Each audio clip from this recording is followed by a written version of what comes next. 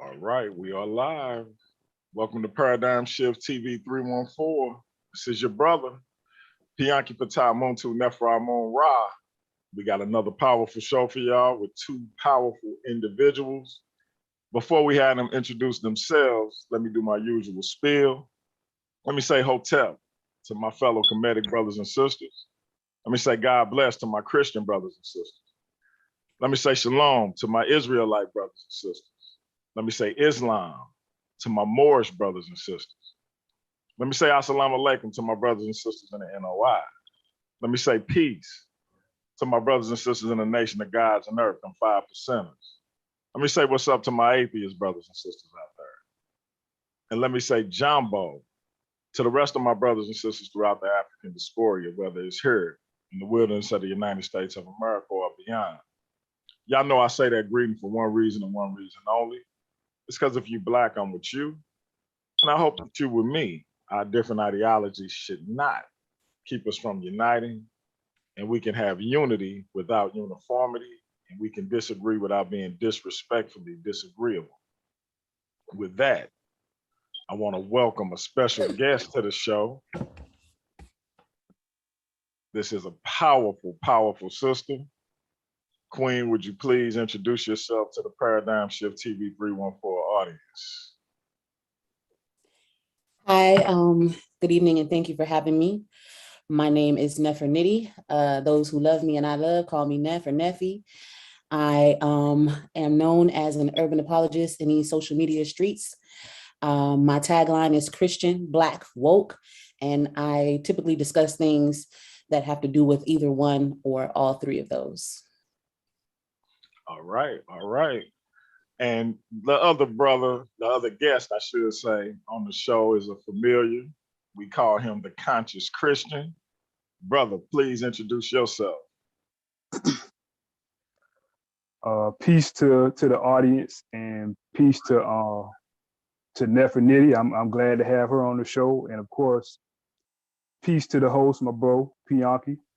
I'm Jerome Green. You know, I go by the Conscious Christian on Paradigm Shift TV 314 and on Trust and Believe the Gospel. Shout out to Nobody. You know, and you know, I know y'all familiar with some of the work that I put in on the channel, and you know, I'm here to you know, just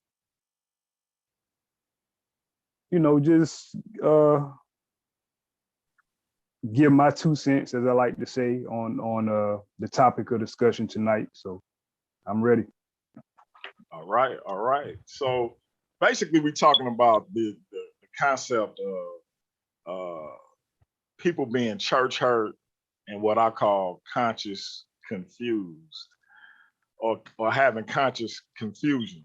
But before we get into that, I want to get our sister story, because usually we have people who leave the Christian faith and then they go into what we call the quote unquote conscious community or atheism, whatever you want to call it. But your journey was the opposite of that. You left the conscious community and became a Christian. So if you will, and take whatever time you need to break down what tradition you were raised in and how you came to be a Christian. Okay, so my story is like a combination because my mother is and was very Afrocentric growing up.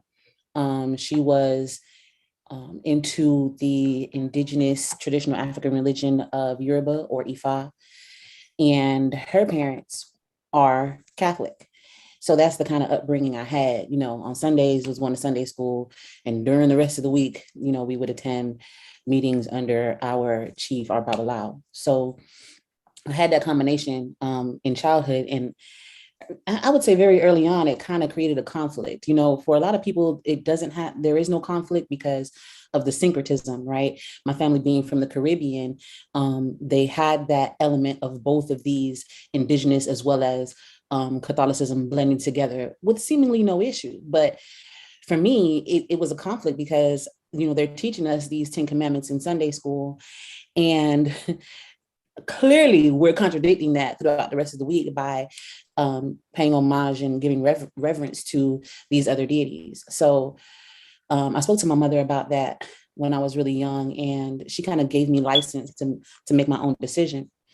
And I can't tell why Christianity or Catholicism had more of a pull on me, I guess, than the other, right? Because both of them were very heavily present. But nevertheless, when I was given that license, I kind of veered towards that for a few years until I was in high school, and I credit my kind of leaving Christianity initially. I credit it to two major events that were major to me. One of those was discovering that there were two different sets of the Ten Commandments, right? That the Ten Commandments that I had grown up learning in the Catholic Church was revised from what the Bible actually says. So that put a huge distaste, but it didn't cause me to leave necessarily. And I'm like, I don't know, maybe 14 at this time. Excuse me. And so within the next couple of years, I was introduced to these twins who were extremely conscious. And again, my mother was conscious, but she didn't really push, like the literature or, the movement or anything. Like, she didn't push anything, she let me choose my own religion. You know what I'm saying? So when I was introduced to them, they handed me this book from the Broder File. And I read that book in 3 days, and I couldn't put it down. And, it was my first personal interaction with consciousness, right? And so at this young age, I followed the line of thinking that Broder had laid out, and later would be affirmed by other authors, that Christianity was a fabrication, that it was a ripoff of the indigenous faiths. So here I had a period of years that I had kind of walked away from the indigenous faith, and now I'm being challenged with the faith that I'm now claiming. And I wasn't really heavily practicing, but I was praying. I did consider myself, I don't know if Catholic, but I guess because that was the only exposure I really had. I mean, I would go to local churches, like Christian churches, with my friends. So I didn't see a distinction between Catholicism and Christianity as I would say there is now. But anyway, so I started studying more about those traditional African faiths, and it kind of led me to Kemet. Of course, in the Broder File and in these other books and listening to these other lectures, Kemet is kind of the center, right? So in my mind, I want to go back to what's original. And while what's in West Africa is, I know it's real. Like, I grew up, like I said, attending these meetings. So like, nobody could ever tell me God was not real. I have seen things that people wouldn't believe if I expressed them, but I knew for a fact that the unseen was in full operation, because that was the entire intent of going to these meetings that we had under the Babalawo, right? So I'm searching and I'm trying to find out who God is, or how God is to be worshiped. And I land in Kemet. And to me, what I see comparing Kemet to West Africa is, it looks to me, they're very similar. And it seems like Kemet is older and therefore the parent of whatever is going on in West Africa. So that's what I drifted to, and that's what I stuck to. And I was there for a number of years. I'm a reader. I love history. So I was just gobbling up every book I could get my hands on as it relates to these things. And this is around the time I adopted the name. My name initially was Impunity. And then I added the Nefer when I started identifying as conscious. I got a tattoo of an ankh under my belly button, over the womb, to represent where life comes from. Like, I was there, you feel me? So it was a while before I would begin to kind of walk away from that. And I would say ultimately, what triggered me leaving was spiritual in its nature, right? Because again, I'd already been exposed to so much spirituality and so much intelligence, right? So we use the word consciousness, but from my experience, I have had too many encounters with intelligent beings who could not be seen, right? Who could not be physically seen. So I had a spiritual encounter with what I understood at the moment, and probably, I still do identify as Christ, which which kind of got me into studying a little bit more about the history that I had been taught throughout the past several years in terms of whether or not Christianity was stolen, and, you know, what the origins were, and things of that nature, you know. And so because of these combined experiences, and then on top of that, while I grew up in the Christian tradition, it wasn't until years later, right, that I was interested even in studying the text itself. I would say I grew up in like a typical, you know, Black Christian household, you know, like my household wasn't even Christian, but for me, my experience, it was just like, I would go to church with my neighbors, you know, we pray, we have church or whatever. But there's no real diving in. You hear the five or six typical Bible stories, but that was about it. Right. So this would be the first time I was like into the text and really studying, for comparison, what I had been recently learning for the past few years and what the Bible actually says, and then contrasting that with what I was taught in my infancy as a Catholic. So, like I said, you know, I had a video that I did recently about my testimony and whatnot, and ultimately what sealed the coffin, I feel like the nail in the coffin for me, was, in addition to the primary reason being spiritual, the scholarship kind of just started falling apart the more I looked into it. So the more I looked into, you know, the claims that are made by like George James and Ashra Kwesi, specifically related to the origins of Christianity, they fall apart, right? The further you go back, and actually, because it takes digging to find where their sources are, because often they kind of cite each other, but what you'll find is that all roads kind of lead back to either Percy Graves or Gerald Massey, which to me was huge irony, because these are Europeans and we're supposed to be basing all of our ideologies on Africans. Real quick, Go ahead. I want to make sure. So you not, and y'all heard exactly what she said. She not knocking Kemet. She knocking people who try to say the origins of Christianity come from Kemet. Am I reading? Absolutely. That's absolutely correct. Yeah. No, that was my only beef. I found that a lot of the things, I feel like a lot of the things that they said were accurate, but when it relates to spirituality, it kind of like, it seems like a necessary conversation that has to be had, because Africans are spiritual people. So we can't just say that we're going to raise the consciousness of people without addressing that particular area. So I get that. That's why the conversation has to be, anytime we talk about consciousness, we have to talk about spirituality. I get that. But what I don't get is, if it's true, if it was true that Christianity was a fabrication invented at some council, or pieces of Kemet were repackaged and sold to us, why can't I substantiate that? And so because I can't substantiate it, it seems to me that this is not just an oversight, but an intentional spread of misinformation. So that really turned me off. And I consider myself, and I might be, you know, it could be pride, I don't know, but I consider myself an intellectual primarily. Like, I appreciate and I want that spiritual aspect of it, but I can't do so contrary to what I see. You know what I'm saying? So that's kind of my journey in a nutshell. And that makes perfect sense to me. And so, because I think people get caught up in, just because you have issues with a particular set of information, it's like, oh, she knocking Kemet. No, it ain't got nothing to do with Kemet. It's this one claim that people make, that Kemet is the origin of Christianity, that I take issue with. But Kemet by itself is awesome on its own. It don't need to be the origin of Christianity. Respect Christianity, and I can respect Kemet for what they are. So I appreciate that nuance, because you said it perfectly. So let me ask you this. As you transitioned into Christianity, how did your family take it? Being that y'all used to, you know, when you would go to these meetings with regards to the Ifa tradition, you did say the Ifa tradition, didn't you? Mm-hmm. Did they have a negative response to you no longer wanting to participate in those practices?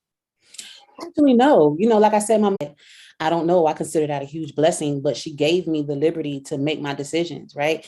When I came to her, I was really young. Like I was like 12 or younger, right? And I remember hearing her have a conversation with her mom about it. And her mom was like, man, she a child. Like she gonna do whatever you tell her to do. But but she didn't follow that advice. She let me do what I do. So I never really had that friction to that extent. Like I would say it might have come later as a result of my lifestyle changes more than my spiritual, my spiritual path. But even then, like right now, there's no real issue. There's never been an issue at home.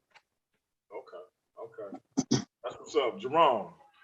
Can I let me get you to chime in because you had a similar journey to our sister with regards to you getting into the conscious movement and then coming to Christianity. What elaborate a little bit on your movement? I know you talked about this multiple times on the channel, so giving a kind of an abbreviated version, but go into what it was like for you to kind of decide to go into Christianity and why. Well, like I said, what started me on my journey as far as like becoming more Afrocentric minded or African centered was it really was out of curiosity, like at first, so I just, started, like I said, studying African American history, slavery, civil rights movement, the Black Power movement, and things of that nature, just like the basic stuff. And so that led me into getting more curious about, the continent of Africa, of course, because that's where we come from, or that's where we were taken from during the transatlantic slave trade. So I used what I had at home at first, as far as like encyclopedias that talked about Africa, like, how big it was, how many countries it had in it, and, the land mass and just things like that. So after getting that information, you start getting curious about, well, I started getting curious about the culture. And so at the time, there wasn't a whole lot of books about Africa in my library at the time. So I had to kind of like resort to the internet. So in doing that, through this one book that I did read called The Afrocentric Idea by Molefi Kete Asante, he actually mentioned Kemet. And so, I go to like YouTube and, I type in Kemet, and one of the first things that popped up was, a bunch of videos by Ashra Kwesi. So me not knowing who Ashra Kwesi initially was, and seeing Doctor in front of his name and stuff like that, I'm watching his videos. I'm thinking he actually knows what he's talking about as far as like the spiritual tradition itself. He talks about some of the culture as far as the various dynasties and things like that. So in one of his videos, he made a declaration that, I think the first video the first video that I watched, where he even said something about Christianity in the Bible, was in regards to the Genesis account, and how the Genesis account was pretty much stolen from the creation account in Kemet. And so I think in his disquisition, he basically said that it was Europeans who came in and stole the story and, of course, rehashed it, and that's how you get the Genesis account and just stuff like that. So me not knowing any better, and not being a actual real researcher, I just kind of like went along with what he said. And so I kept watching his videos. He kept making, more claims and more statements about the origins of Christianity in the Bible. And it was just me not knowing anybody who could actually refute it in my area. I was like, okay, well, maybe he's actually telling the truth. So through him, I got introduced to people like Dr. Ben, because Dr. Ben was his mentor. Of course, John Henry Clark, like I said, Muwatai Ashby, Naeem Akbar, and just various people. And of course, I got introduced to Sinetta. And through Sinetta, I got introduced to people like Shaka Utmost, Brother Polite, of course Jabari, and Phil Valentine and stuff like that. So,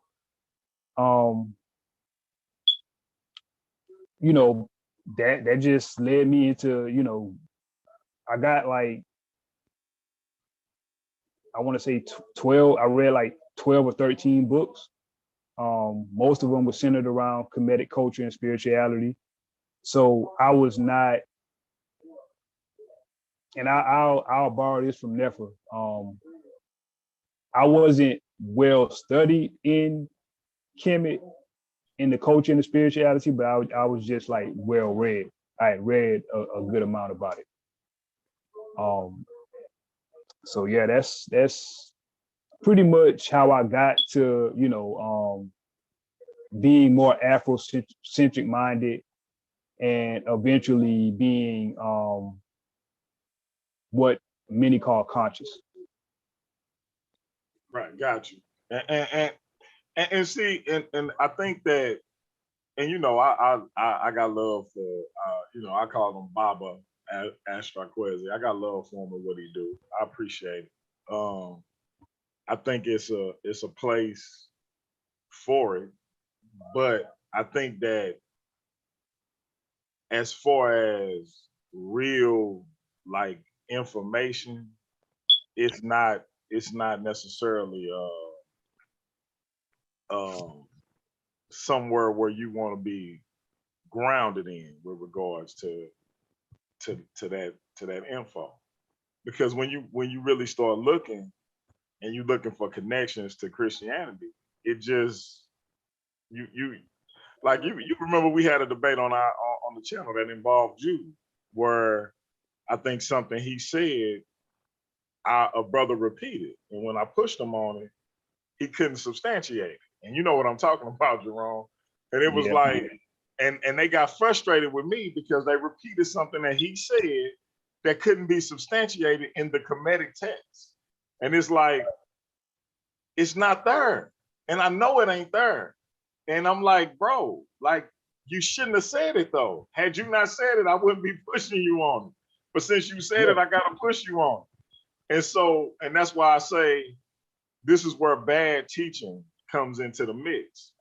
And that's not to say that you would still be in the quote unquote conscious or Kemetic community had that not happened. Maybe your fate was probably to be where you are and to be a Christian. But I think bad teaching from the conscious spectrum or community is what leads to conscious confusion, just like bad teaching. Like what I was telling y'all off air about me calling this man named David E. Taylor and asking him what the fate of my unborn child would be, because I had got a prognosis from a doctor. Actual medical doctor told me my daughter either would not survive because of a genetic defect, or she would have a very difficult life. But because somebody who I loved and trusted him because she was involved in his cult, had me call him, and I wanted to hear something positive. And so I called him, and he told me what I wanted to hear, that my baby would make it. So that's bad teaching. You don't tell people what they want to hear. You don't say the Lord gave me something. and you know you ain't heard nothing. You probably ain't even prayed. But he told me what I wanted to hear. And so when my daughter, I'm holding her little hand and her body bruised because she couldn't even take being coming through the birth canal and surviving. And I'm holding her little hand, and all I'm thinking about is this man told me my daughter was gonna survive. That's bad teaching. That's a lie. Ain't no Lord told you nothing. And it's the same thing. When a brother is trying to say something happened in the Hermitic text, based on what Ashra Kwesi said and what Muata Ashby said, but it ain't there. And I'm saying, show me in the text, and he can't show me. Now we got a problem. And so that's my point. You have comedic or conscious confusion, and you have church hurt. That was a situation in my life where I was church hurt because this so-called church man, this godly man, lied to me about what God supposedly told him regarding my unborn child making it past the situation that I already knew she was destined to not make it through. Now it's fun, and you know what the funny part about that story about my daughter is? My wife, who carried this child, sitting there in the delivery room as my daughter was now gone, she comforted me because I'm taking it. You would have thought I was the one that gave birth, and she was the one comforting the person because she had peace with it because she actually had an understanding of what it was, and I didn't because I'm listening to some joker who claimed to be a man of God. Bad teaching, and so that's what I mean. And it's just, I feel like it's the same thing with people who listen and only listen to the teachings of the Ashra Kwesis and the like. And again, I got love and respect for what the brother do, but if that's kind of where we start, and that's all we kind of limit ourselves to, then we gonna be it's gonna be some conscious or some comedic confusion because Kemet can stand on his own as a great civilization in African society without conflating it with this is the origin of Christianity. We ain't got to do all that. We can respect Christianity for what it is. We can respect Kemet for the greatness that it had. Nefer, let me ask you this. As it pertains to church hurt and bad teaching, how is it a way to prevent that? Like, how do we warn people? Can we warn people from bad teaching and how to recognize bad teaching and being led astray by some of these people? Because this brother who I'm talking about, who told me my daughter was gonna be all right, as I'm telling him what her ailment is and what the doctors told me, and he telling me the Lord said she gonna be fine, and I see her running around and these type of things. He ended up being later brought up on indictments. He buying $50,000 outfits on the church's dime, and $1 million homes. This is the type of individual I'm talking about. How do can people be protected from this type of stuff? The short answer is yes, right? I would say it takes work. And that's why a lot of people, they don't get that protection, because the only defense against deception is truth, right? And in this context, especially if we're referring to Christianity, the truth is in the scripture. And of course, Christ identifies himself and the Holy Spirit as the truth, calls the Holy Spirit the Spirit of truth, who will lead us into all truth. So we have to have this balanced conversation as a Christian when we're talking about guarding oneself against hurt in that way. Of course, there are other forms of church hurt, but when it comes from misinformation, the only way to guard yourself is to be submitted to the Spirit of truth and to seek out what the truth is for yourself, to become familiar with what the Bible is actually saying. And so there are several principles in the Bible itself that kind of promote this, right? So several passages that tell us like the spirit of the prophets is subject to the prophets. In other words, when someone comes and says that they have a prophecy or that they are a prophet, they are bound by what's already been established by the prophets before them, because it's supposed to be the same spirit that's leading both individuals. And so you can't come later and contradict that which has already been established. And so the only way you're going to know if somebody's contradicting what's been established is to be familiar with what has already been established. And the reason why I said it's difficult for people is because we don't got time for that. People do not have time. And when I say time, we don't make time to sit down and actually study scripture. That's not, if you have I just mentioned this to somebody the other day, if you have a Bible app on your phone and you get a text a day, a lot of people consider you in your word. Oh, you reading the verse in the Bible every day? Like, wow, you know what I'm saying? No, that is not studying. Like, that is not the level of what we are called to do in order to equip ourselves. We know that Jesus says that in the last days, if it were possible, even the very elect will be deceived. So deception is going to be on the rise.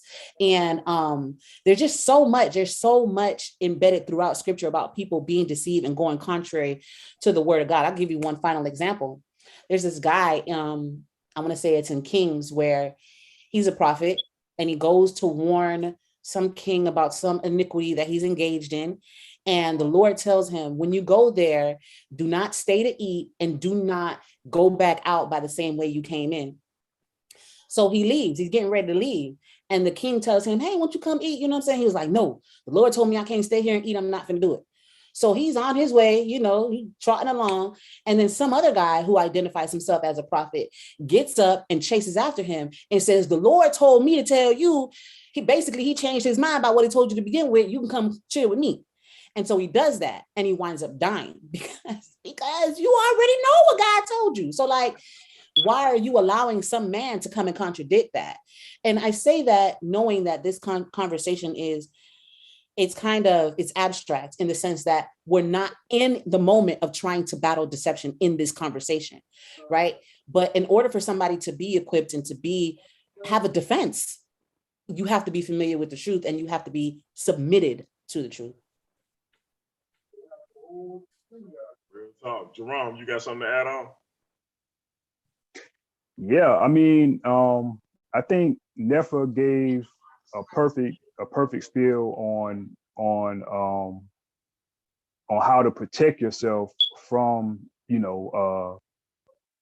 false teaching, bad teaching, and things of that nature, because we actually have a mandate to like do our due diligence and study the word for ourselves. Like, we're not supposed to, our knowledge of the Bible is not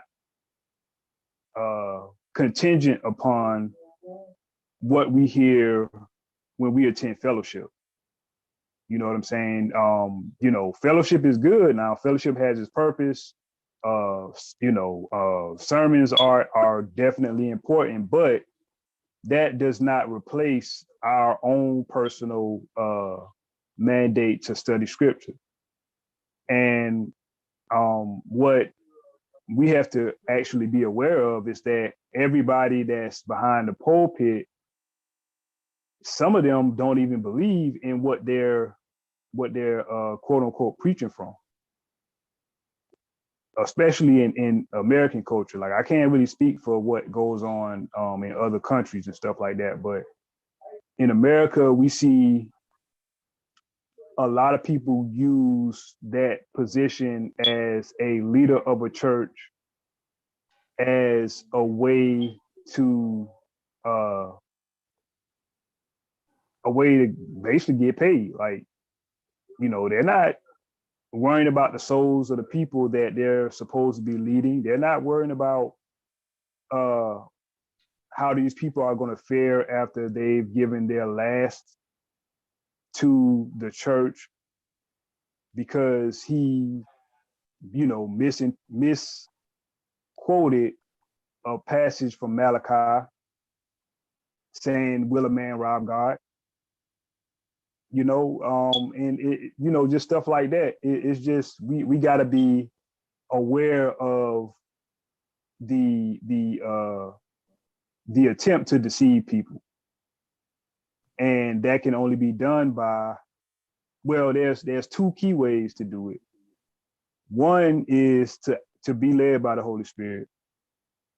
And two is to, like I said, do your due diligence and study the scriptures for yourself. Like, context is always key, you know, so that's my take on it. Gotcha. Yeah, and I think y'all both hit on some powerful points, and I think that's it go both ways. I think that because like when I met my mentor Baba Sabo Maurice Neferu, Astroquezi never came up.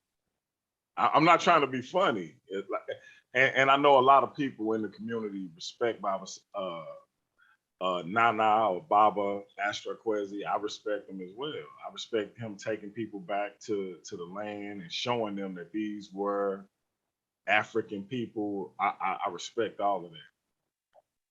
Excuse me. We just talking about the historical, from a historical standpoint. We talking about this being the origin of Christianity.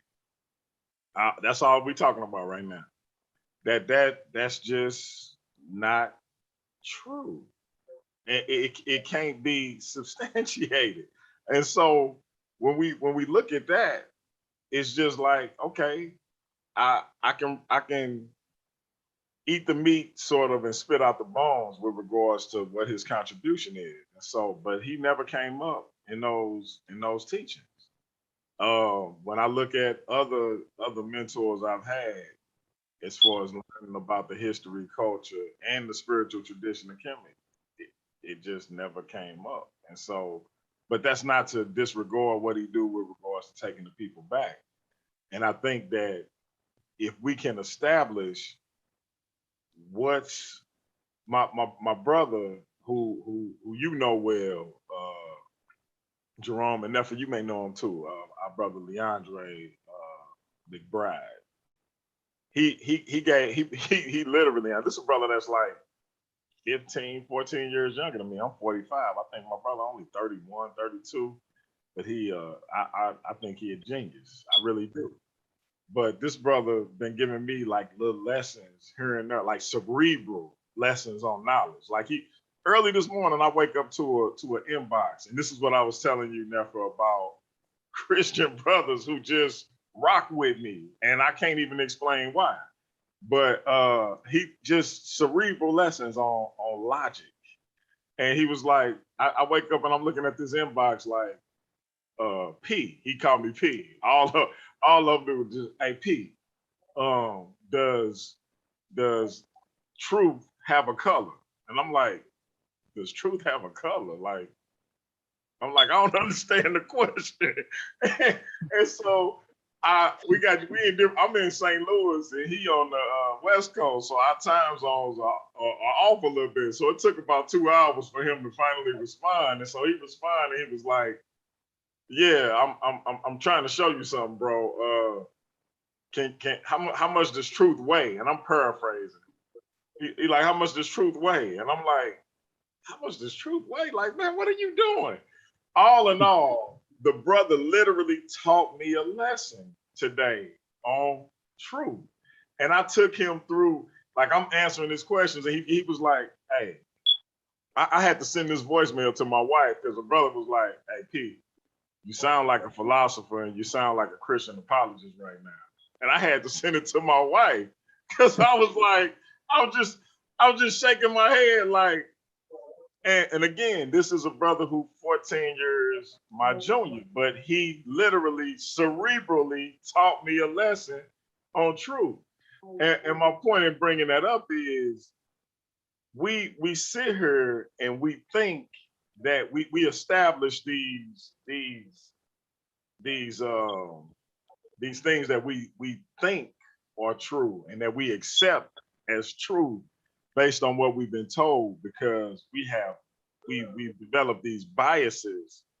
I'm African centered, so I must think this particular way. Christianity is the white man's religion. It came from the European. It was imposed on our people. And so I can't rock with it under any sort. I can't be friends with nobody who deal with it. I can't rock with nobody who deal with it under no circumstances. Like, that's just what it is. But then you start actually doing real research and you actually start applying actual principles of knowledge, and you like, wait a minute, that don't necessarily work. And when these people actually came into Northeast Africa, these were indigenous Africans, and they with no whips and chains, wouldn't even no concept of white and black for them to say massa and no, they just gave them this knowledge and they had an opportunity to choose. Like, so when you do that and you scratch your head and you like, no, they made a choice. And so you tell people, hey man, these individuals made a choice. Let's just respect their choice. And they get mad at you for saying the truth. Hey Jerome, because you've experienced this with me. So speak on that, on how that truth is so polarizing to people that it's like unbelievable to them. But speak on that for a little bit if you can, and then we're gonna let our sister go in. All right. So yeah, man, like listen, man, I've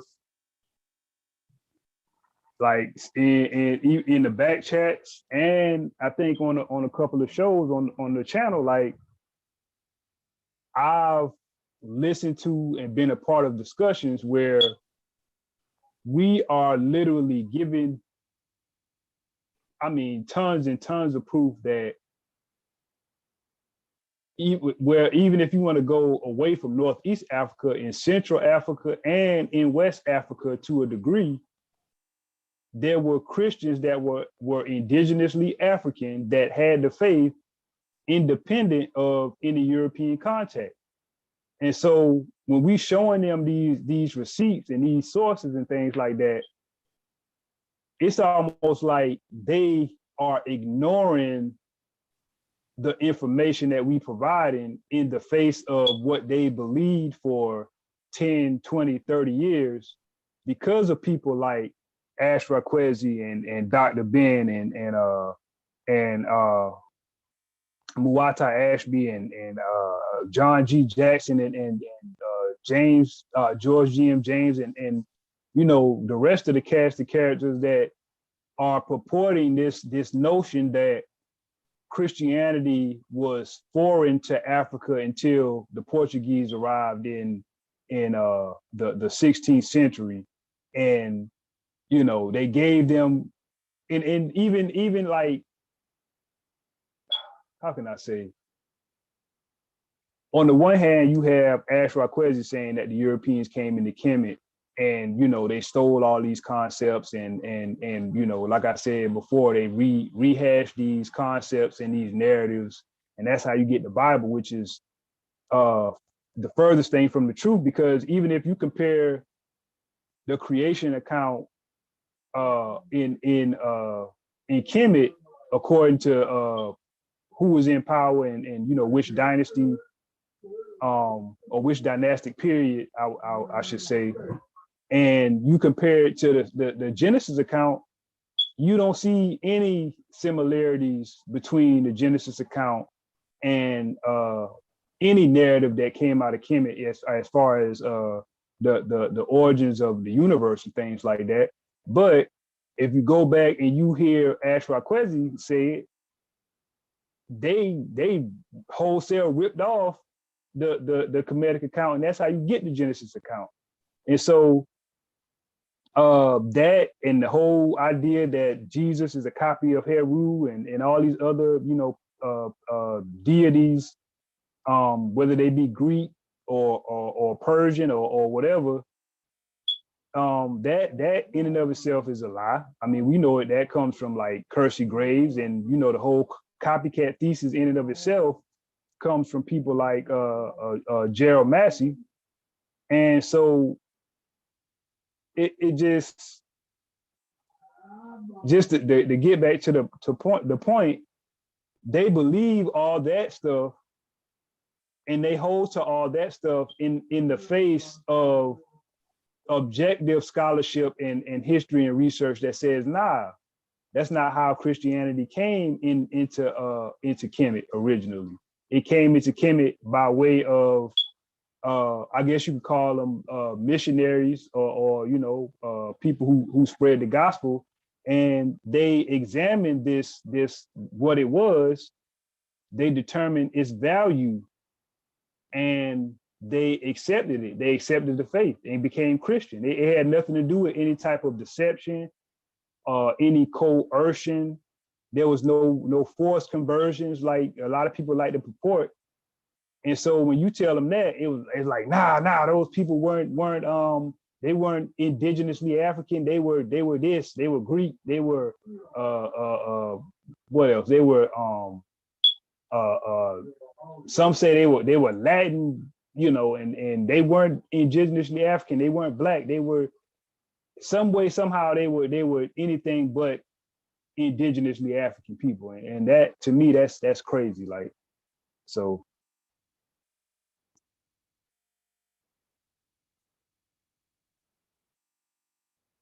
Yeah, I want to ask y'all, as somebody who has gained the title of a Hermitic saber, and but still can recognize the contributions of the Black church, and recognizes the fact that Africans contributed heavily to Christianity.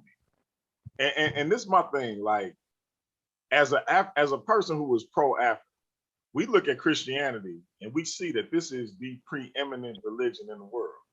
Like, everybody talk about how fast Islam is growing and all of this. I hear you, but there's still more Christians in the world than it is Muslims right now. Muslim, and they could catch up one day, whatever the case may be. Right now, it's more Christian. But we know that for a fact that African minds contributed heavily to what Christianity is today, whether people want to admit it or not. And if you are African, considering Christianity is the biggest religion in the world in terms of the people who practice it, that's something to be proud of, because you are African or a person of African descent. So I'm like, African minds contributed to these concepts. And so how can I tell people, look, Kemet is great. Respect Kemet for what it is, what it did, and what it contributed to our history as a people. This was a 3,000-year society. We may never see another civilization that lasts 3,000 years with the same culture. Like 20 years ago, I was wearing the baggiest jeans and the longest, biggest t-shirts you could ever find, right? And now I'm wearing the slimmest jeans and the most fitting t-shirt you could ever find, because our culture shifts. But with Kemet, their culture was consistent for 3,000 years. They concepts in regards to how the spiritual system, what was preeminent and what wouldn't, may have shifted with regards to who was in control, but their culture was the same for 3,000 years. We may never see that again in human history. So it stands in its greatness by itself. We don't have to conflate Christianity with it, and Christianity, as the preeminent spiritual tradition in the world, stands in its own greatness. We don't have to conflate it with Kemet. And we know African people contributed greatly to it. So when we talk about having sound teaching, what can somebody in my position do to make sure that people who are African-centered and Afrocentric, Pan-African, to make sure that they are educated in the fact that, hey, yeah, this African civilization was great, independent of any connection with regards to the origin of Christianity, even though we know it's a thread with the Coptic Church. But with regards to the origin of Christianity, how can you, without ostracizing yourself, but if that's what it takes, then that's what it takes. But like, is it a way to have sound teaching in this day and time, in this community that we're dealing with, without being ostracized or looked at as an outsider, just like telling the truth and saying, respect this doctrine or this teaching for what it is and respect that one for what it is, without being looked at as sort of a renegade in those respects? Is it a way to do that, or do you just let the people who continue to purport these falsehoods? I'll let you answer first.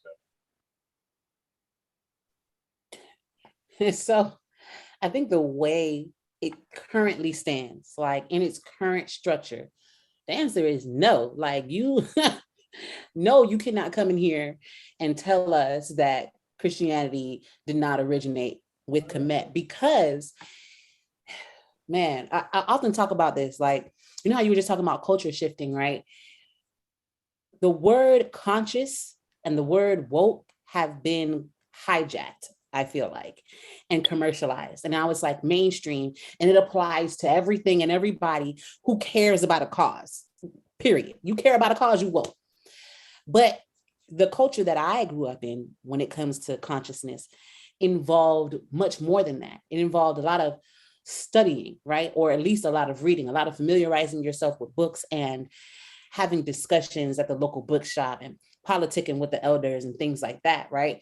So today, contrasting with that, there's a lot of cells, like everyone is like an island unto themselves. A lot of people are an island unto themselves. And the main way that they're being pulled, from my understanding and my experience, is this conversation with Christianity. It's not just a side conversation, it's a focal point, right?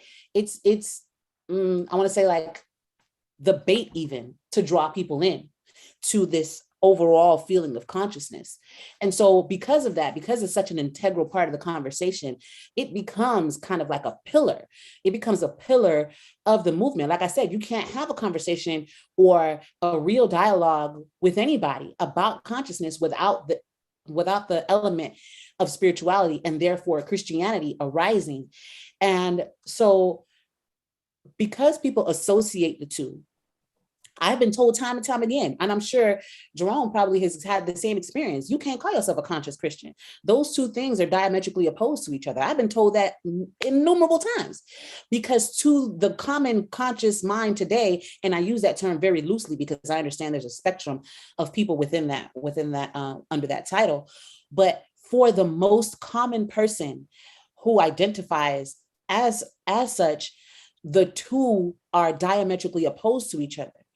So because of that, anytime you mention something that appears on its face to be supporting Christianity, even if you're not even trying to support it, you're just trying to bring honesty, you're just trying to bring truth to the matter.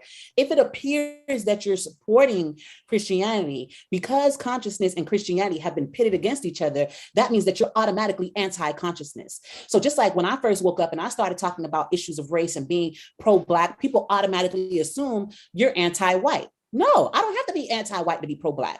And it's kind of the same kind of issue. And so in order for you to bring this conversation up, you're going to be ostracized, because it's kind of like that whole, what do we call that? Cognitive dissonance. It's the whole cognitive dissonance thing. You're coming with information that contradicts not just a principle that I believe, but a core tenet of I associate with my identity.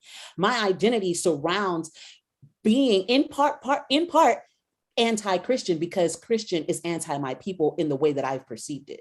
So yeah, no, you just gonna have to take that L. You're just gonna have to be ostracized until it becomes more popular and widespread that people are saying this, and that kind of deconstructs that ideology. But just like anybody uncovering an old truth or bringing in a new truth, at first, we talk about Christianity being the most popular religion. It was not at first. It was laughed at. It was mocked. It was a small sect of people. You know what I'm saying? It was persecuted. So anytime there's a truth that is new, you're gonna be going against the grain until more minds, it becomes more popular and it catches on, and then people will be able to accept it. But in saying that, that means that initially because you're going against the grain, you're going to be looked at as a minority and looked at as though you're crazy, and you're against what we're saying. That's just the natural way the conversation goes. Yeah, that's real talk though. And it's funny because the first person that ever told me this was my little bro, Jacobus, aka Nobody. He was like, "You different, bro," and I was like, "Man, if I'm like, nah, I ain't no different than nobody else." And he kept saying it, and then the other brothers who come on the channel that's Christian kept saying it. And when it really didn't hit me till BK said, he was like, "I ain't going on no other so-called conscious channels." And I was like, maybe I am different, And I was like, but am I? But then when you hear yourself in contrast to what other people saying, it'd be like, wow. And I just wonder because we still Black people trying to tell a Black truth and trying to be genuine about it, at least I think. But it's like we can't get away from these agendas, and sometimes it's hard for me to tell who has an agenda, who genuinely believe the false narrative, and who just being genuine. And so, yeah, it's hard to kind of sift through those weeds. But go ahead, Jerome, if you got something to add. Oh yeah, man. I can just I can add my own experience, man, from the from the time I declared or made the declaration that I'm now a follower of Christ up until this point where we having this conversation. People who claim to be conscious in whatever sect formation that they ground themselves in, whether it be Kemet, 5% or Nation of Islam, etc. They really they think because you become a Christian, you start believing the Bible, you just commit conscious suicide. Like you know what I'm saying, whatever consciousness you may have is now dead. You done killed it. So I've had conversations with,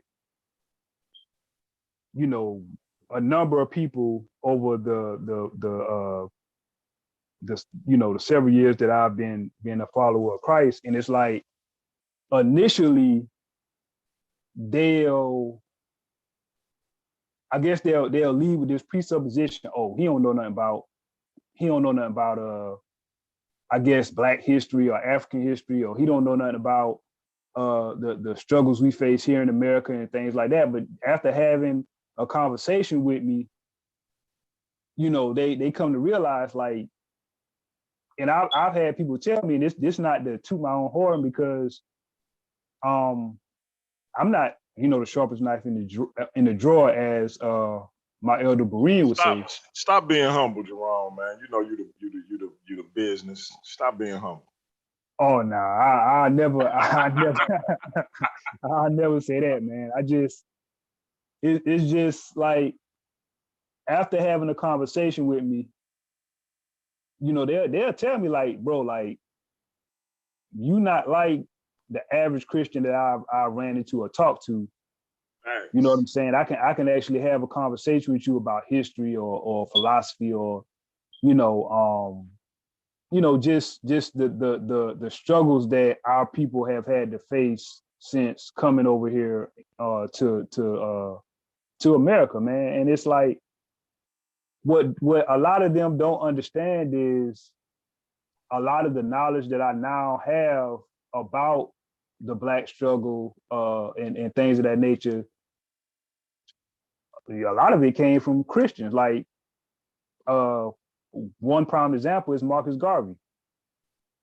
Marcus Garvey was not, he was more practical than, actually having, like, these degrees or whatever, but his insight was profound. Like, and so a lot of the stuff that I use to engage people come from him. A lot of people who, and another example is Henry McNeil Turner. A lot of so-called conscious people use the phrase that he coined, by any means necessary, thinking that it came from Malcolm X, but it actually came from him. And Malcolm X adopted the phrase, but it actually came from Henry McNeil Turner. So it's like to bring it all together. When you think about the original conscious movement in the Black community, it was the Black church. And some people have literally said that it is the mother of the current conscious community. Like these movements that arose in the Black community, whether it be the Black Panthers, the Nation of Islam, etc. Even I guess if you consider the Hebrew Israelites as being a part of the conscious community, their founder came out of the Black church. So for them to say that specifically Black Christians can't be conscious, that's the most outlandish, idiotic statement that a person could utter. You know what I'm saying? So, if you don't mind, I do want to interject here, right? Just based on that last statement, because as apologists, which I consider Jerome an apologist, right? I don't know if he calls himself that. As apologists, we confront a lot of hard truths, right? When it comes to Christianity and Blackness. And it calls for a certain level of honesty and integrity, right? And so I feel like I'm duty bound to make this statement. And that is, it's a lot of Christians that sleep. They be sleep, dog. Like, yes, our history is, like both of you had just acknowledged, it was birthed out of the church.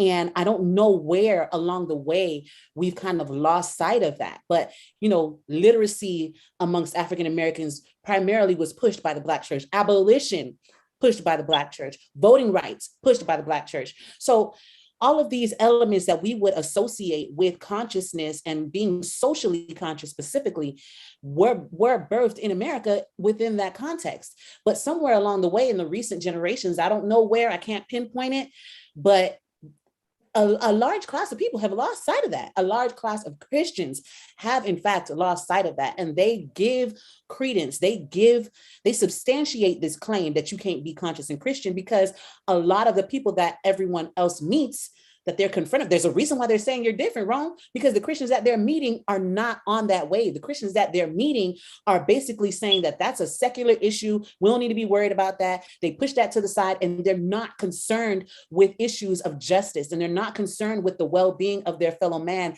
in the way that they're supposed to be. And so that's a problem within the church itself, that we're giving people an occasion to say the things that are being said.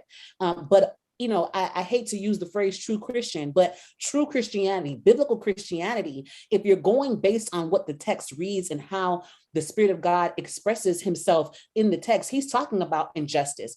He says, when you see somebody be oppressed, don't, he says, be concerned, yes, but know that I'm more concerned than you are, right?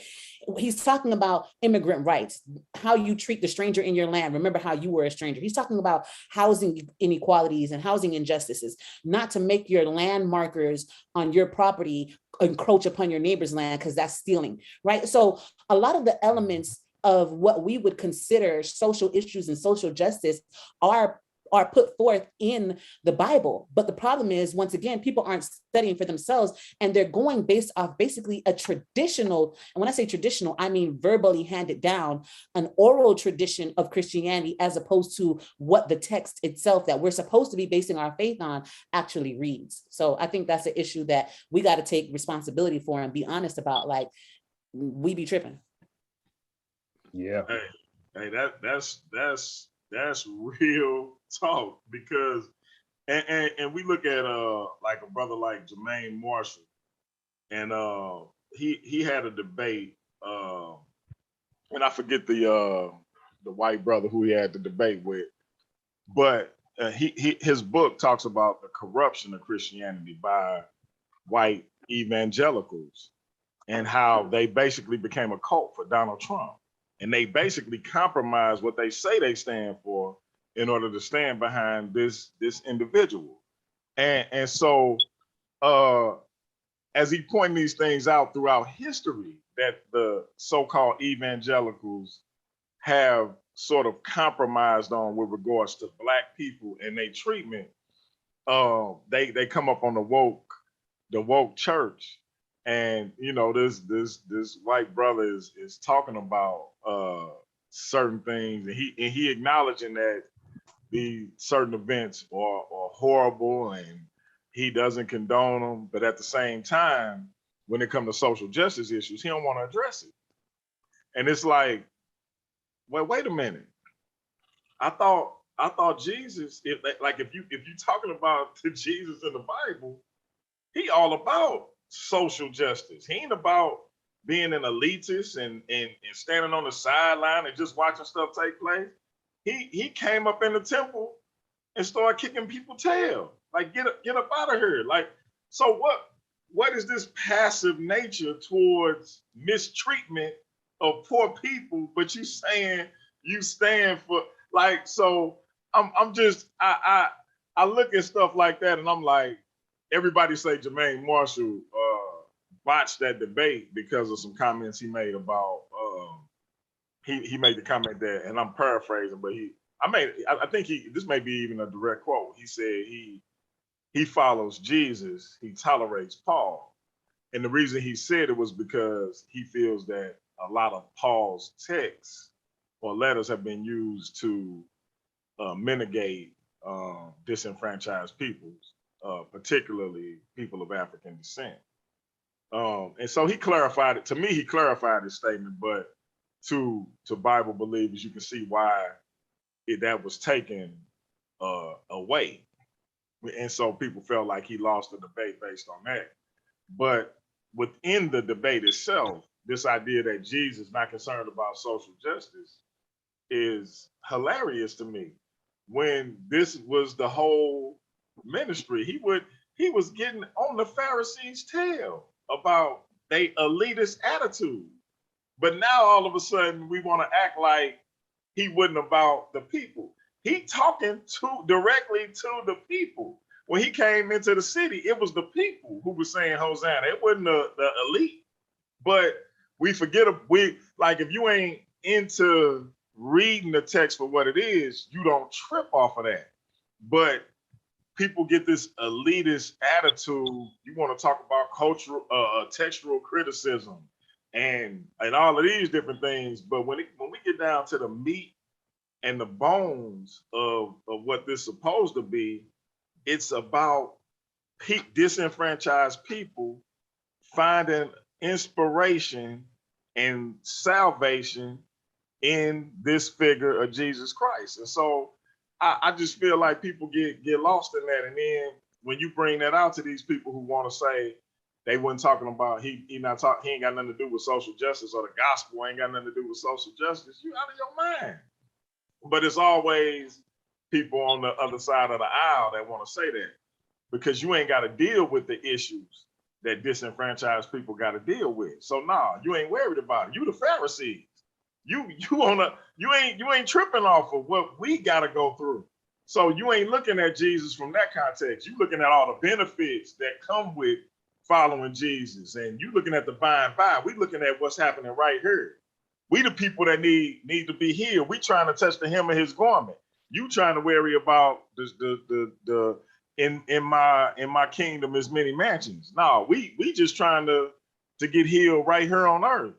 So that's my issue with this elitist attitude that comes with some of these individuals. But not to get off into a different topic, but with regards to our people and trying to get away from false teaching, and Jerome, I want you to touch on this, because we try to build with people who have a negative attitude towards Christianity. Like, I've been told that the Israelites are European.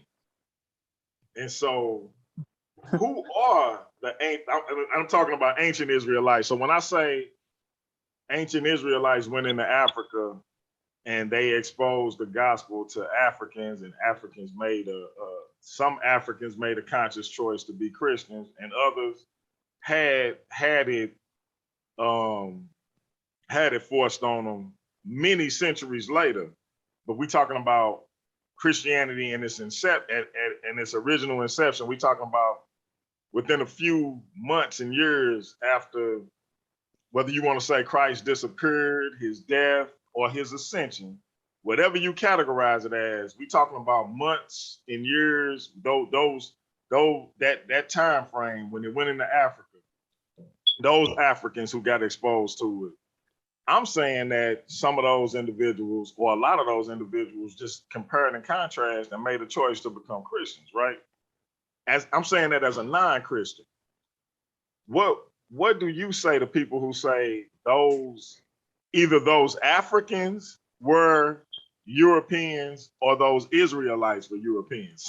Somebody had to be a European, because they couldn't be Israelites and Africans. It had to be some European influence. What do you say to that, Ron?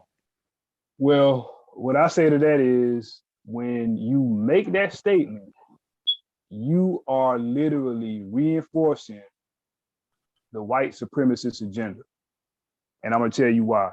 Because to white supremacists, everybody in the Bible was white, Israelites included. And when you're talking about Northeast Africa, and here's the irony in the whole issue with the reason why I left the conscious community because of the bad teaching. Nefer left the conscious community because of the bad teaching, among other things, is because when you get down to the ultimate reference point for the bad teaching, it didn't come from Dr. Ben, John Henry Clark, Ashford Kwesi, and the like. It came from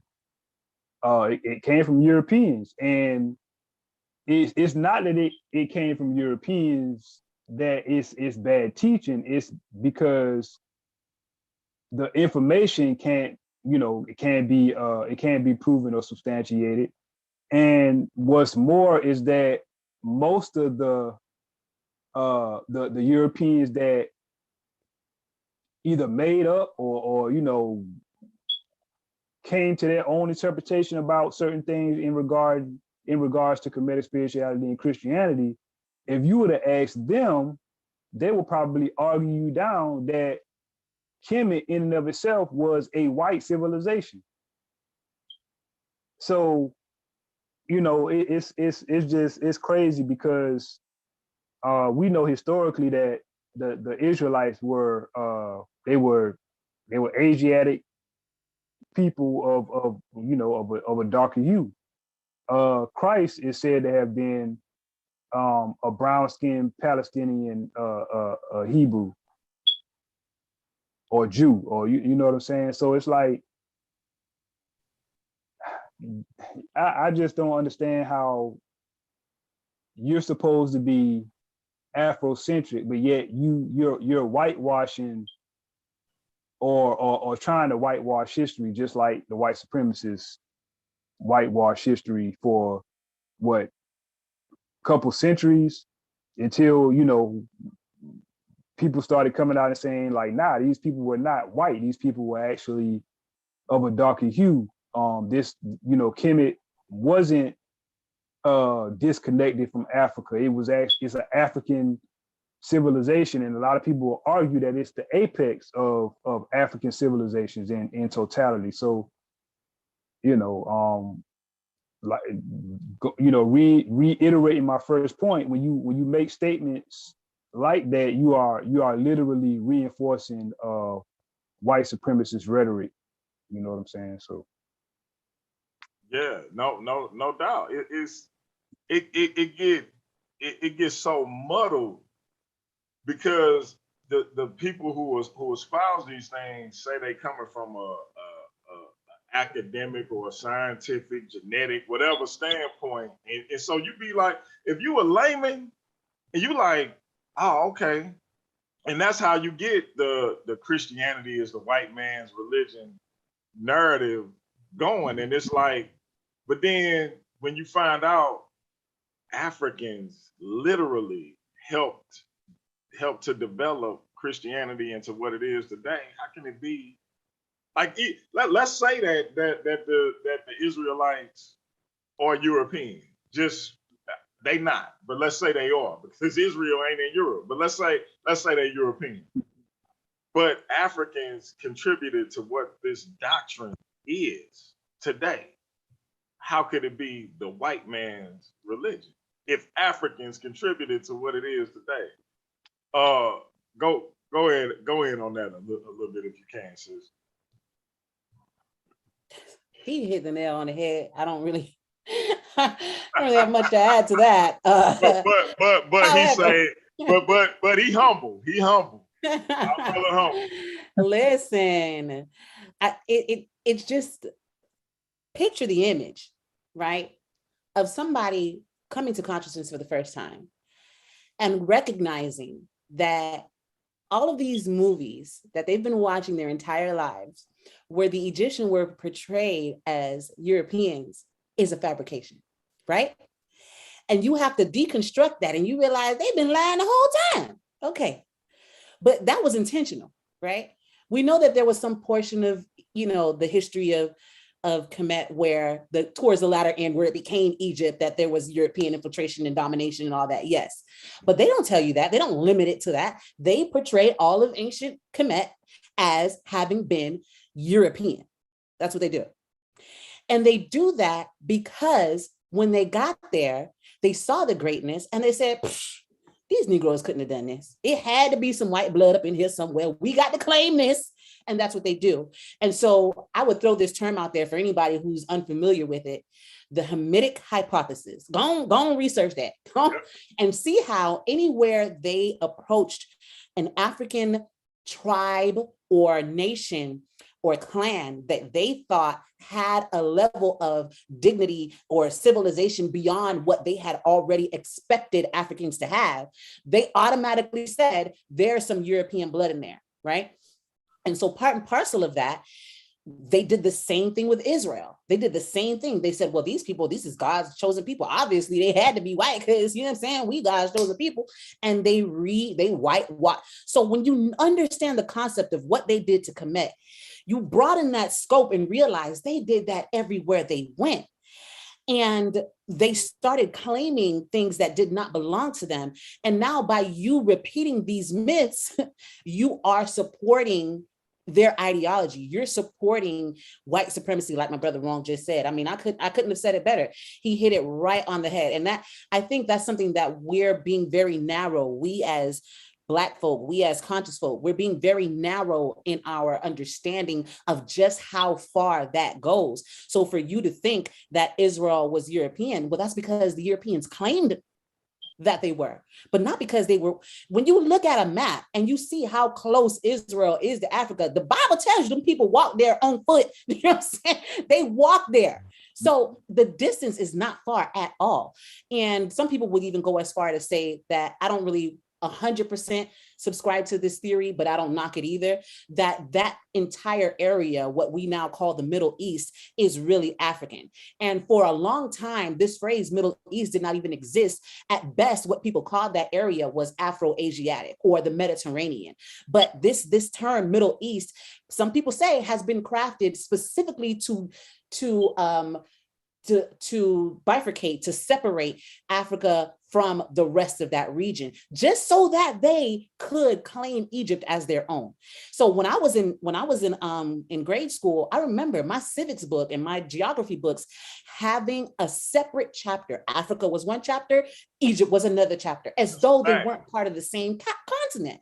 And that's because they're claiming it, and they still do. They still claim it as their own. And when we recognize that they're doing the same thing to the Israelites, hopefully we can have a more informed conversation about the true origins of Christianity, because the people who originate where Christianity was born, it wasn't no Europeans, like the brother P said. It ain't in Europe. It's so much closer to Africa than it is to Europe. So I just hope, once again, the Hermitic hypothesis, I hope people really dig into that, and you'll see that I think it'll open up a lot of truths to people. Yeah, and y'all just talked about something that I wasn't gonna touch on, but you got this thing called the Suez Canal that separate, just strictly talking about Israel and Africa, that separates Israel from Africa. This is a man-made canal, because before that, Israel and Africa was connected to where, like the sister said, like you could walk, it was a 6-day walk. So just think about that. So like when we talk about Jesus going into hiding in Kemet, it didn't take nothing but 6 days for him and his parents. Like if they had horses or I think they had donkeys. I wouldn't say horses, but 6 days, and they was there in hiding. Now this was Greek Kemet, or Rome ruled Kemet. But still, you had indigenous Africans, you had Persians, you had it. By then, we talking about it's more of a melting pot, kind of akin to modern day New York. But still, we talking about a 6-day walk. That's how close it was. So, like, we just have to put these things in perspective, because we take our modern day concepts and we try to put it on ancient concepts, and it don't fit. They had no concept of white and black. It was you from this particular place and I'm from this particular place, but it didn't keep us from building, because an African could easily marry an Arab or an Israelite if it meant securing peace between their two kingdoms. And it could develop into love, it could strictly be political, whatever the case, whatever it was. They could do that with no hesitation, and they could care less about the skin color. Race is something that came about right here on the shores of the United States. We could talk. We can do a whole nother show about Get ostracized for that rebellion. Mm-hmm. We can. I mean, but it's the truth. We can do a whole nother show about Bacon's Rebellion and why elitist white folks wanted to separate pro-black folks and pro-white folks from each other, because when they came together, they was like, hold up, if it's more of them than it is of us. We let these jokers come together, we in trouble. And so they came up with a way to make pro-white folks feel like they was better than pro-black folks. I forget the brother's name, but I always tell this story. 2 Europeans run away with an African. And when they catch them, these were all indentured servants, not slaves, but indentured servants. They all run away from the same person who they were indentured to. So this is in the colony of Virginia. This is not the United States yet. When they catch them, the 2 Europeans get 7 years of indentured servitude to the man they ran away from, and 7 years to the colony of Virginia. The African gets lifetime servitude. And here it's a twofold reason. Because America, or what will become the United States of America, the 13 colonies, had gotten into the transatlantic slave trade.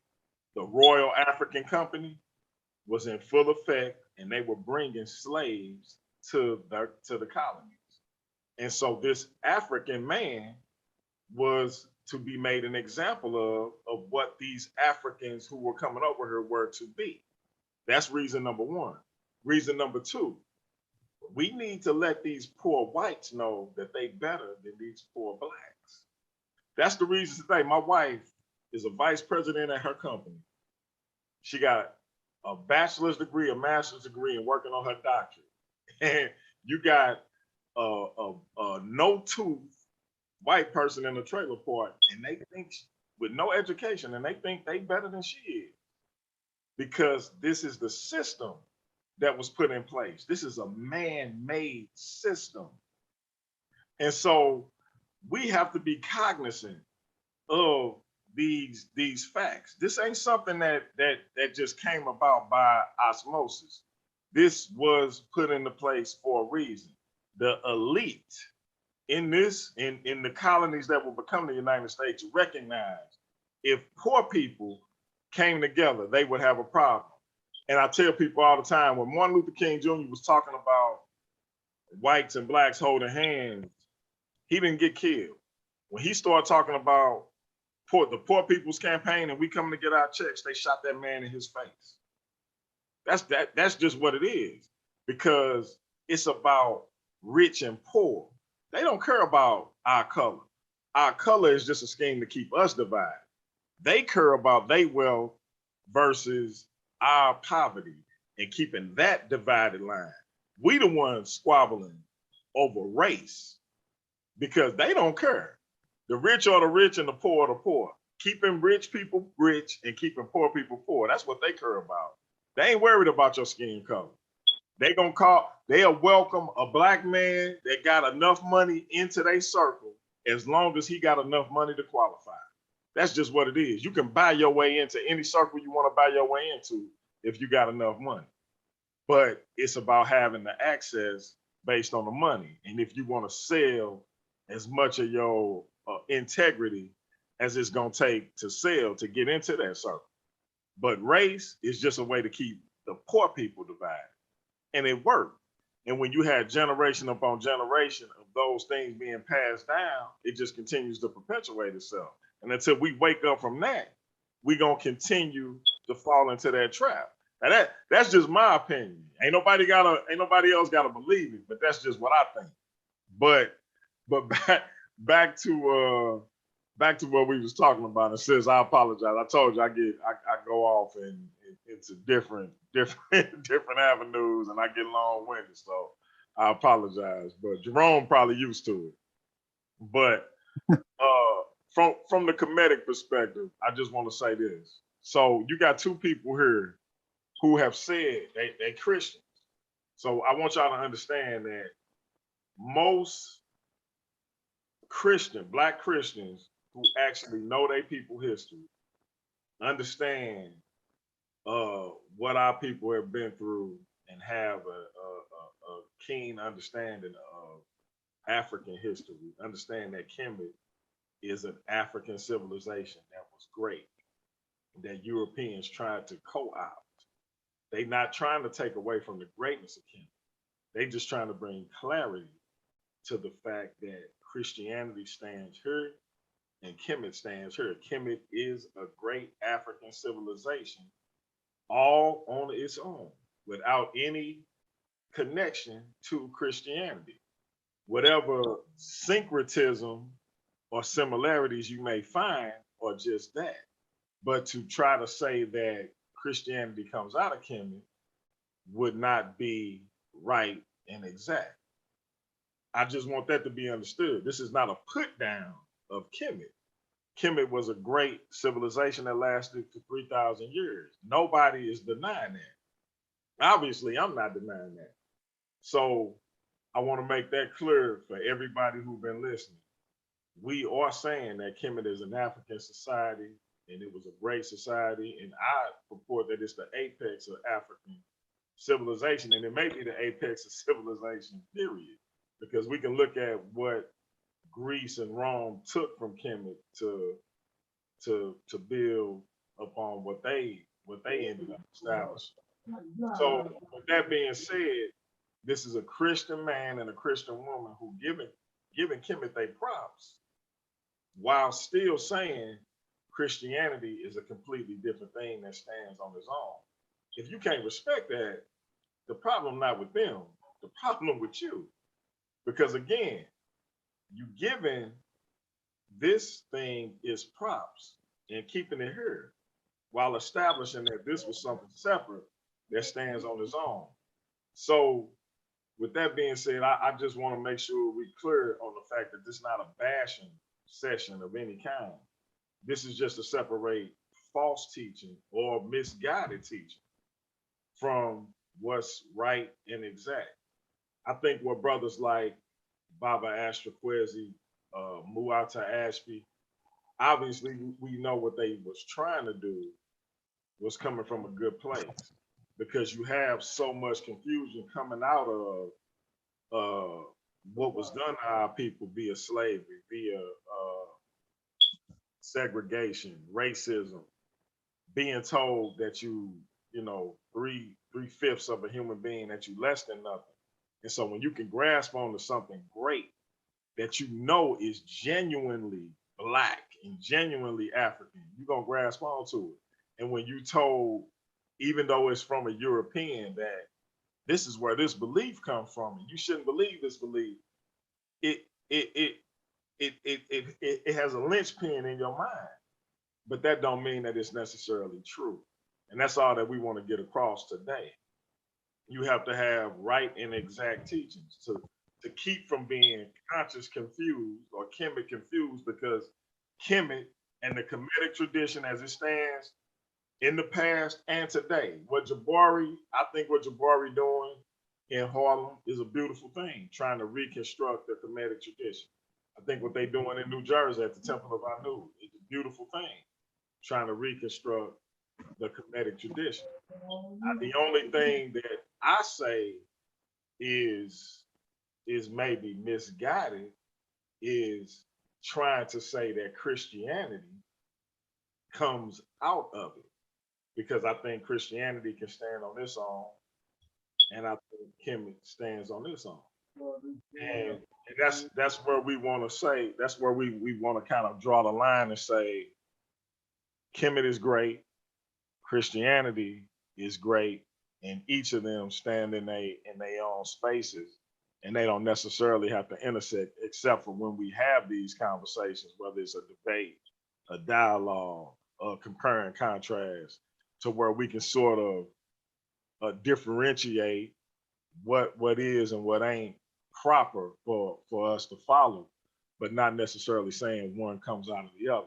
And so that was the whole point of this discussion. Let's not be Kemet or conscious confused, and let's not let our church hurt lead us to that confusion, if that makes sense to y'all.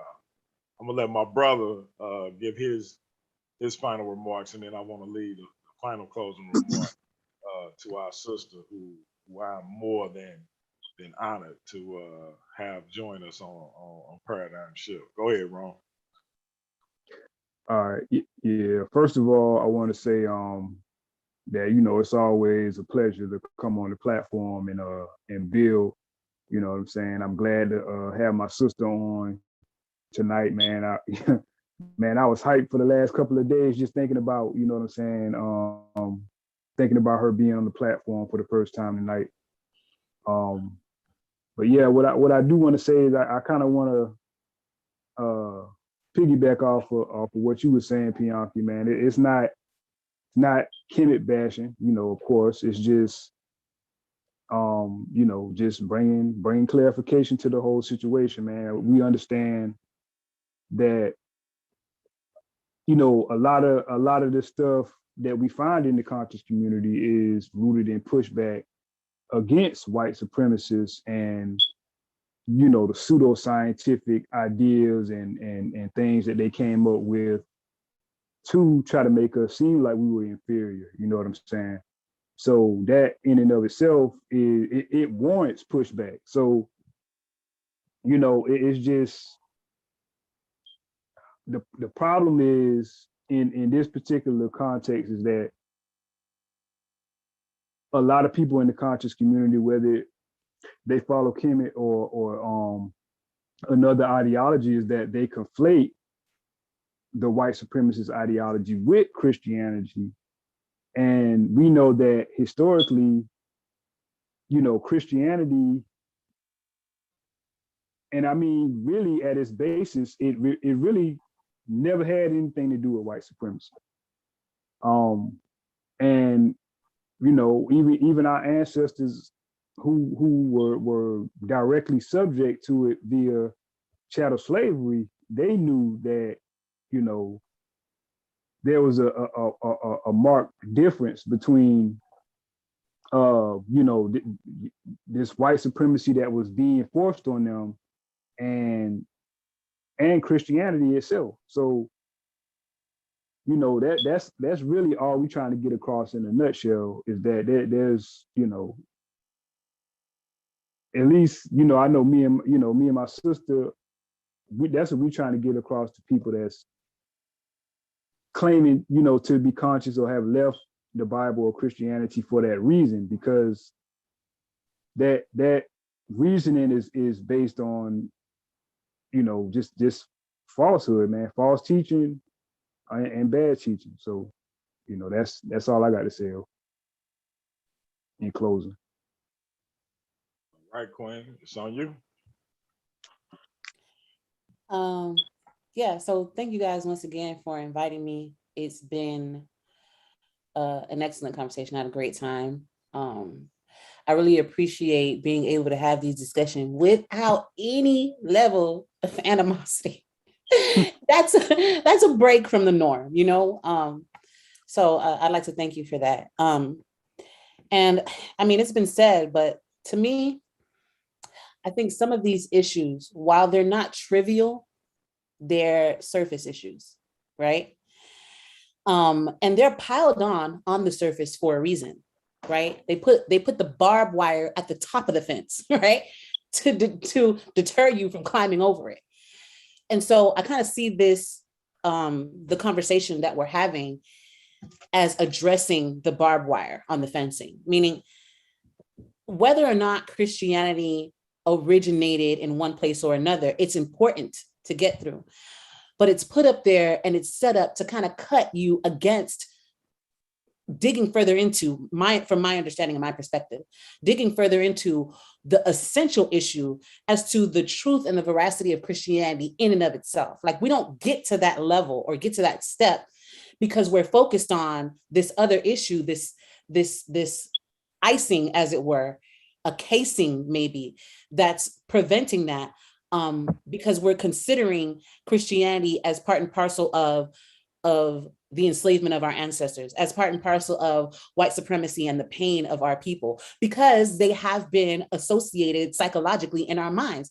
And we cannot deny, just like we can't deny that there are Christians who sleep, we cannot deny that white supremacists absolutely took hold of the Bible, whitewashed it, and manipulated it to serve their purposes. They had to reconcile for themselves, how was it that they were going to be able to conduct themselves contrary to the very plain principles established in the word and still call themselves Christians. And they did that by cherry picking and redesigning and reformatting the gospel, basically. And so what I'm saying is that once we're able to climb over this hurdle and establish this as fact, the fact being that Christianity derives from, at most, Judaism or the Hebrew faith, and does not derive from, or is not a fabrication of recent European invention created with the specific purpose of oppressing Black people. None of that is true. And so once we establish that that's not true, let's get to the meat of the issue as to whether there's any spiritual veracity in Christianity proper, in Christianity in and of itself. And so as an apologist, you know, we talked about agendas before, right? Everybody has one, right? Everybody has an agenda and everybody has biases that they're either unaware of or unwilling to yield, unwilling to let go of. So I try my best to be as genuine and open as possible, right? And I'm all about the upliftment of my race. I stand in the shadow and in the history of people like Rome mentioned earlier, Garvey, or Harriet Tubman, or Douglass, or Sojourner Truth, or the untold number of people whose names we have not been taught, who stood for the upliftment of our race, not in spite of their Christianity, but motivated by it, right?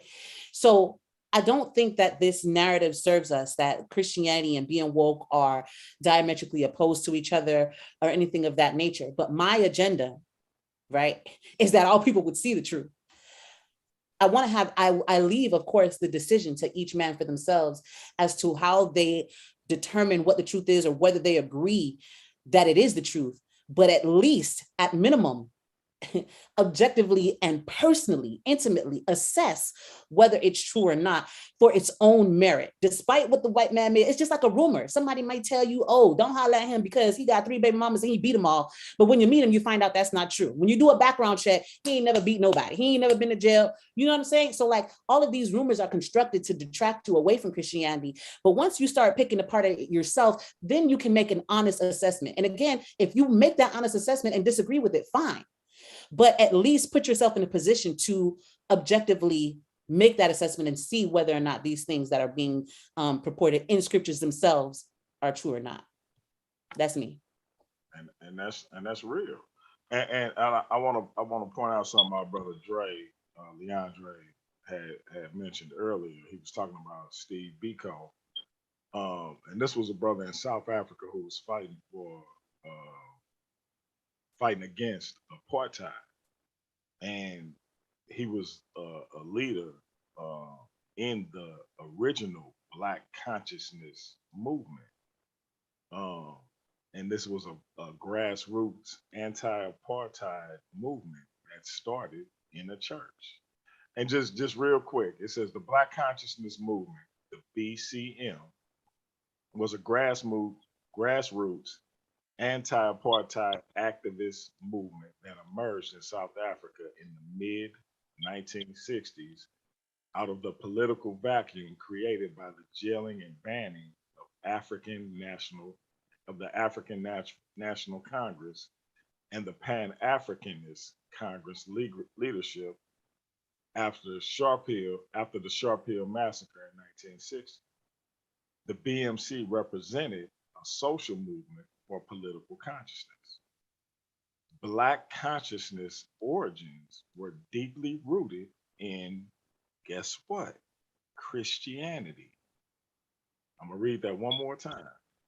Black consciousness origins were deeply rooted in Christianity. In 1966, the Anglican Church, under the incumbent bishop, Robert Shepley Taylor, convened a meeting which later on led to the foundation of the University Christian movement. This was to become the vehicle for Black consciousness. So everybody who espouse Black consciousness, who believes who believes having the ideology of Black consciousness, who thinks it's anti-Christian, I want y'all to understand that this ideology actually started in a church, and that Steve Biko, the father of this movement, was a Christian. So like we talk about like RBG and the Pan-African movement, and Marcus Garvey was a Christian. We talk about Black consciousness. Steve Biko was a Christian, and the movement started in a church. So we got to be conscious of these things and understand that we can ostracize our Christian brothers and sisters, or we can try to build with them and come to an understanding. I'm not saying that you have to just say, "Hey, I'm just gonna be a Christian." If that's not where you at, that's not where you at. But that don't mean you can't have an honest build and an honest dialogue with these brothers and sisters about why they came to the conclusion they came to, what their views are on Africa and the African origins of Christianity. It's books out there. Like, Is Christianity the White Man's Religion? My uncle pastor, as I call him, bought me that book and got me to gain more knowledge into the things that I was thinking about and I had preconceived notions of. Like, I thought it was a contradiction to be of African descent and be a Christian at one point. And then he bought me that book. I'm building with brothers like Jerome, brothers like Byron Washington, DeAndre, my brother Nobody. And so you begin to see that this is not necessarily a contradiction. And you got to have an open mind to Black people. Don't say you pro-Black, but then you only pro-Black with Black people that agree with you. That ain't pro-Black. That don't make sense. You just pro your ideology. if you pro-black all black people, whether they agree with you ideologically or religiously or not. And you should be able to come to the table and build with them. And if you disagree, you should be able to disagree without being disrespectfully disagreeable. But don't come to me talking about you pro-black, but you don't want to build with somebody because they're a Christian or they a Muslim or they Israelite, unless they Israelites that hate Africa. But that's another topic. But again, just if you pro-black, be pro-black for real. So with that being said, I want to thank both my brother and sister for coming on. This was, I thought, a good bill. Like I said beforehand, I apologize for being long-winded, but I appreciate y'all tolerating it. And for the audience, Jerome, you didn't, but tell the people where they can find you and sis. Let the people know what your channel is and anything else you got going on. I forgot to ask y'all to do that, but go ahead, Ron. All right. Okay. Of course, I'm on Facebook under Jerome Green. Of course, you can find me on Paradigm Shift TV 314, and you can also find me on Trust and Believe the Gospel, in which the host is Nobody. So Shout yeah. out to my bro. Yes, sir. Go ahead, sis. My primary platform is Facebook, where I go by Nefer Nitty. I think my name's on the screen, and by that same name, you can find me on YouTube. I also have a website, nefernitty.com. And there it is. So, follow the sis. She got a lot of powerful information. My queen actually hipped me to her, so she was definitely excited about me having her on. So I got some cool points tonight. So sister, I owe you. If you ever need me to do anything, I got you, because I definitely got some cool points tonight. So with that, family, I appreciate y'all tuning in. Remember, March 5th, we got the debate between my little bro Nobody and my big bro Black Lion Supreme. Is the Black church an extension of the European church, and is Christianity part and parcel to white supremacy? That's on March 5th. We're doing it on Zoom pay-per-view. It's only $5, so get y'all tickets. $5 ain't much, so get y'all tickets. We're gonna do a prelim with our brother Cap 10K, the Gallagher boy of ISUPK, moderating that prelim on February 26th. So y'all stay tuned for that. I have the tickets and the link for the tickets to going up on sale pretty soon, and I keep y'all posted on that. But yeah, Black Lion Supreme versus Nobody from Trust and Believe the Gospel. Of course, Black Lion Supreme representing the Dagger Squad, our brother Garfield Reed. Is the Black church an extension of the European church, and is Christianity part and parcel to white supremacy? That's March 5th. Only on Zoom pay-per-view. The tickets will only be $5. If we can find somebody for our brother Jerome to tackle with, we'll add him to that card at no additional charge, but we got to find him an opponent. But other than that, we got the debate league coming up. Paradigm Shift TV 314 debate league. That's going to be headed by our brother Nobody. And we got some interesting brothers who looking to participate in that. So remember, the champ walks away with not only his championship plaque, but $500 to his Cash App or his PayPal or to his bank account. However I got to get it to you, I'm going to get it to you. But that's $500 for the champ. Because I keep telling people these debates, these presentations, it's work. It's time that you're taking away from your family to study, to research, to put together presentations if you're doing PowerPoints. And I want to make sure I compensate y'all for that. So whether you donate it to charity or whether you put it in your pocket, it don't make no difference to me. You're going to earn it if you in this league. The MVP get $150, rookie of the year $100. Debate of the year, each participant will get $50 and so on. So we got like 3 different types of debates we're doing: presidential debates, what I call the Sonetta TV you know, where you do the PowerPoints and the rounds, etc. But I'm gonna be working with my brother Leandre about maybe a third style. But we're looking at like 3 different styles, 3 arbitrators or judges to judge the debates, and of course we're gonna take the audience opinion into effect as well. So y'all stay tuned for that. We want to get that started around May, early May to late June, depending on how many debaters we have.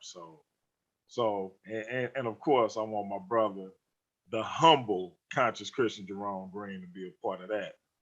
So y'all stay tuned, man. We trying to bring as much content to you as we can. Quality content. We want to be as erudite as we possibly can with the knowledge that we bring to you. And you know, we want to keep you edutained. We're not just trying to entertain, we're trying to educate. So stay tuned for what we got coming up, and we'll be here to bring you as much knowledge as we possibly can. Sister, I want to thank you again for coming on, and I look forward to building with you in the future if possible. Thank you for having me, and I look forward to it too. No doubt, no doubt. Jerome, you already know what it is. So with that being said, this has been another episode of Paradigm Shift TV 314. This is your brother, Pianki Patah Muntu Nefer Amon Ra. That is peace. We out.